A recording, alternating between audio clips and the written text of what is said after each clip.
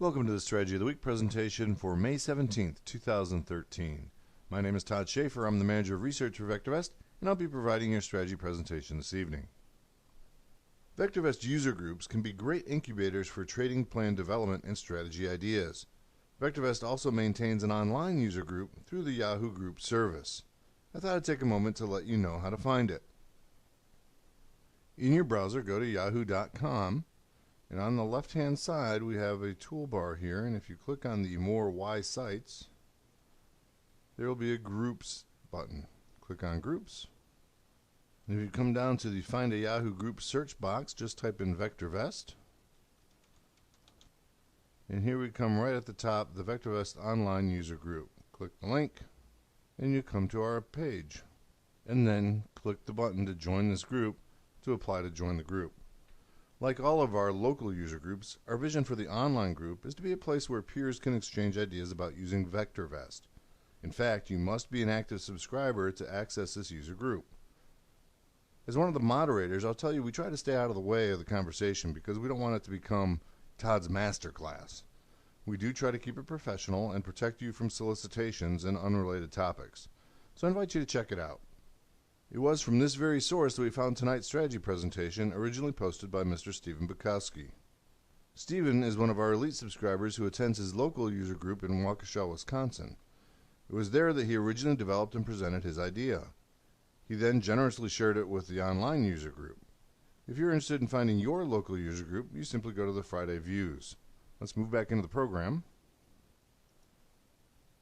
And if you go to the Views tab, and change the date to last Friday, the last section, and you can either scroll to it or jump to it here, is user groups. If you scroll down, we list them by state.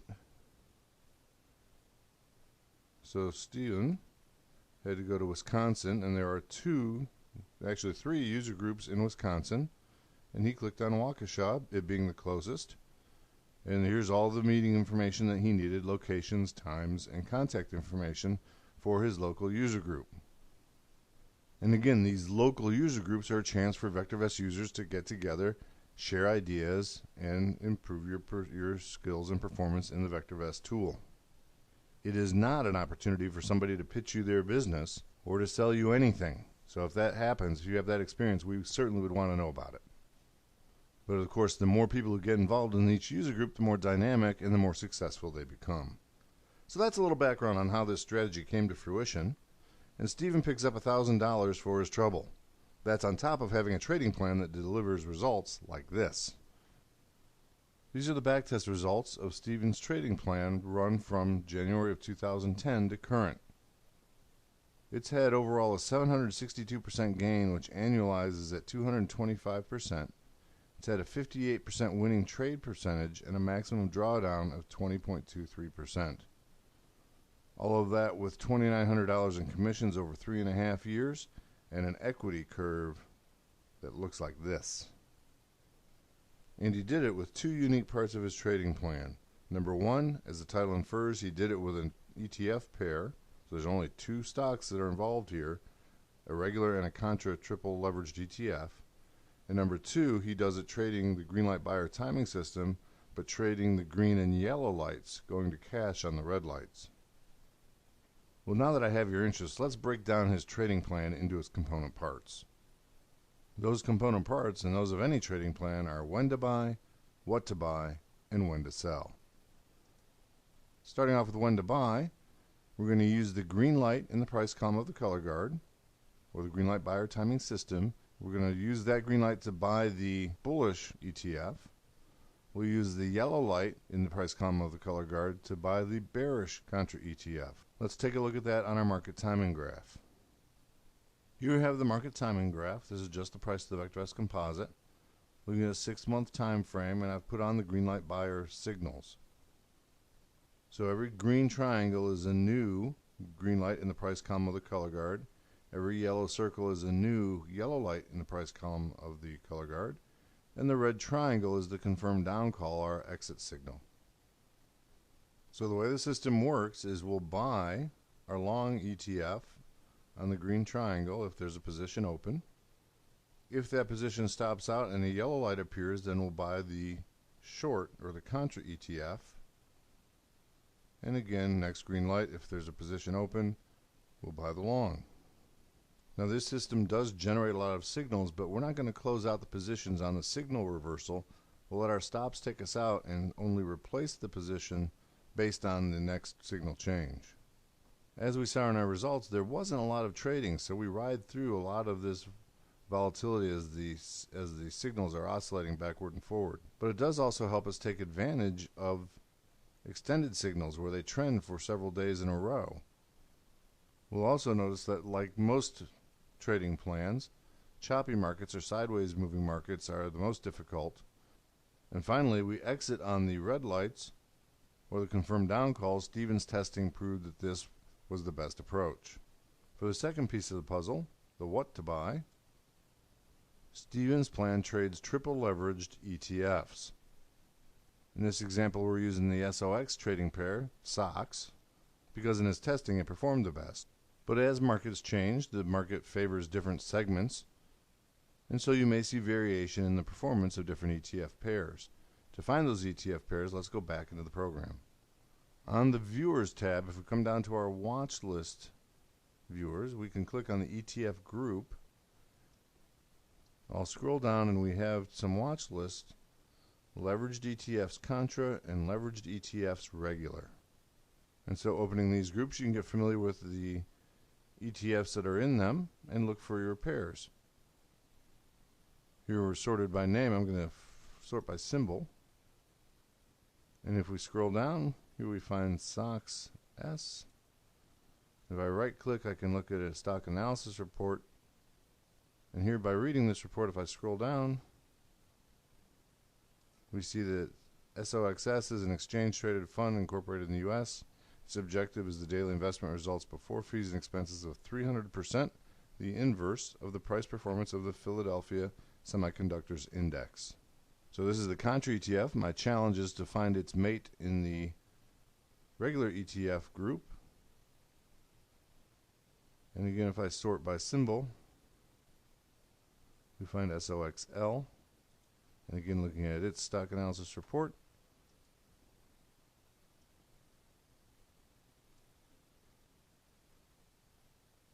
we find that it tracks 300% of the price performance of the Philadelphia Semiconductors Index, a matched set.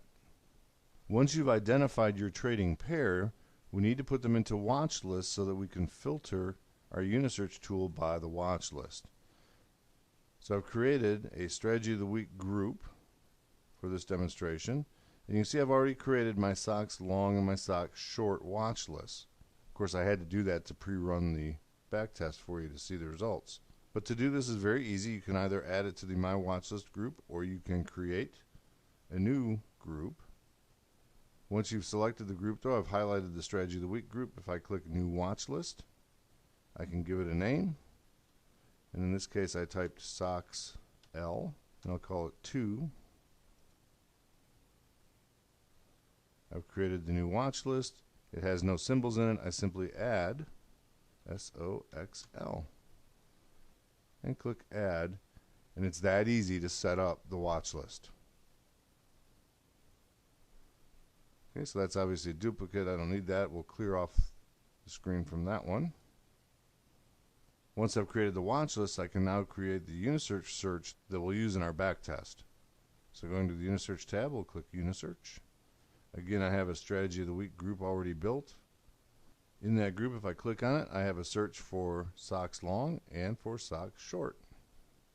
So to create SOX short, I came to the parameter window and I click stocks, filtered by watch list, and I'm going to left click on watch list. My operator is equals, and the value, here's a list of all the watch lists that I have in my program. I opened up the Strategy of the Week group, and there's my SOX short watch list. I put a check mark there, click OK. So that now will point me to that watch list, and those are the only stocks, or the only stock, that the program is going to consider when running this search.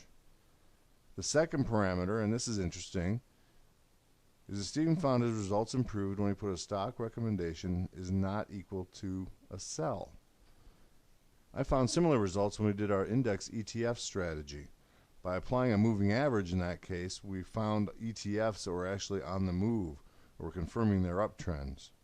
In much the same way, by making sure that these ETFs are moving up off of their sell recommendations is another way to make sure that they're uptrending. And so we have that same requirement on the long strategy, which looks for the SOX long watch list. And so you can see it's very easy to set up these watch lists and the Unisearch search that finds them. In fact, Stephen runs several of these at the same time, he tells me, so he can track the performance of the different ETF pairs. But in the interest of keeping this presentation simple, we're going to stop right here. So far we know that we're going to buy on the green and yellow lights, and that we're going to use our Unisearch to find either the bullish or the bearish ETFs for SOX. Let's look at the third leg of the trading system, when to sell. We're going to apply trailing stops to the ETFs themselves, 5% to the bullish ETF, SOXL, and 4% to the bearish ETF, SOXS. We'll also be going to cash on that confirmed down signal, the red triangle on the market timing graph. We'll close all of our positions. And that's the trading plan, a model of simplicity. You have to love it. Well, let's move over to the back tester and I'll show you how to set it up. I'm just going to click the edit button and we'll walk through each of the settings.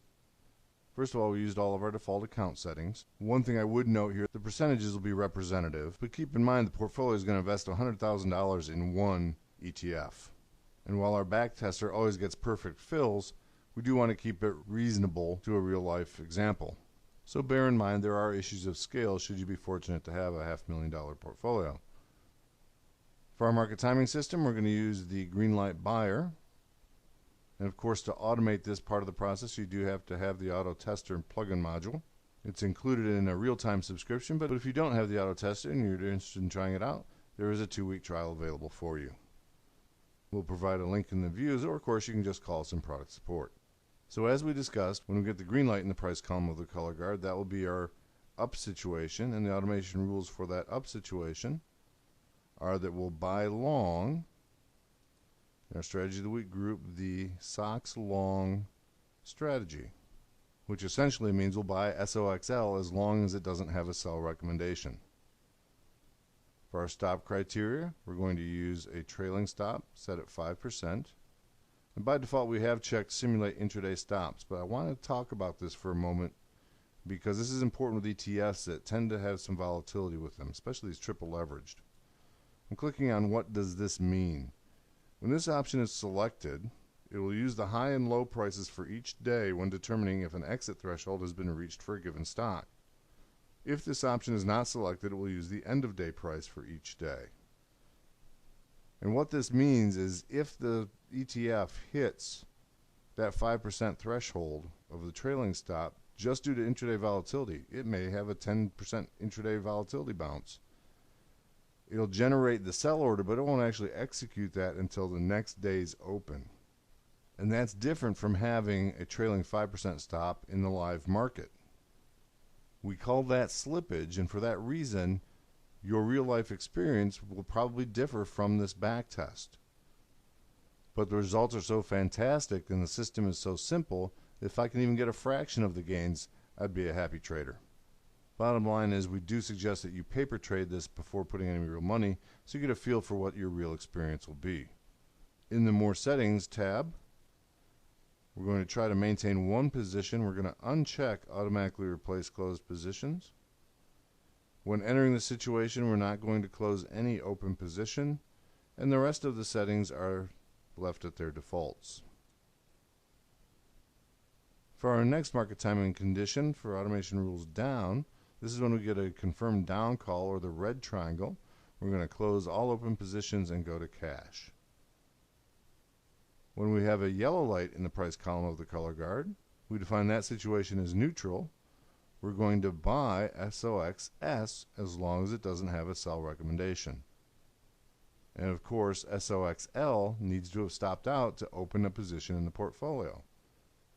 We're going to manage it with a stop criteria of a trailing stop set at 4%.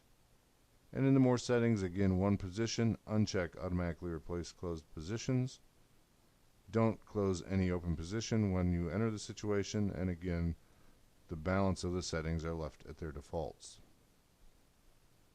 I set my date starting on December 31st of 2009, which has my first transaction date on the first trading day of 2010, and we ran it through current.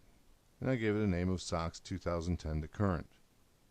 And here are the results. As I showed you, one thing I did want to point out is notice we didn't get any trading action until the end of March in 2010. That's when these ETFs were added to our database, so we can't go back any further than that. Let's take a look at the performance report. If I click on the reports button here, we'll look at a summary report. Again, we have the overall gain at 762%, annualized at 225%, with a maximum drawdown of 20.25%. Now that maximum drawdown is not the average drawdown, that's the worst pullback you had in gain in the equity curve of the portfolio over the 3.5-year period. But this next section has some interesting findings. Overall, we had 87 winning trades and 63 losing trades for a total of 150 trades over 3.5 years, which is a little counterintuitive because I have a very active timing signal and very volatile triple leveraged ETFs. Of those total 150 trades, I had a 58% winning trade percentage. Again, very nice performance, especially over an extended period of time. Now, I also ran some tests staggering the start date on a yearly basis. Let's take a look at those results. Here's the data for the 3 tests, and as you can see, they just keep getting better as we go forward in time, up to a 254% annualized rate of return starting January of 2012 till current. Drawdown fell to 18.06%. Percentage winners is up to 63%. If we look at their equity curves, here's 2011. Let's take off the timers. Again, 2011 struggled a little bit here at the beginning and in the summer of 2011. And if we look at 2012 above water the whole time, you can start to see some more periods where we're in cash, but a nice steady progression throughout the year. So congratulations to Stephen for his excellent trading plan. I hope this inspires you to experiment and develop your own winning strategies. And who knows, if you submit it to us and we put it in a strategy presentation, you too can get $1,000. That'll wrap it up for this presentation. Until next time, have a great weekend.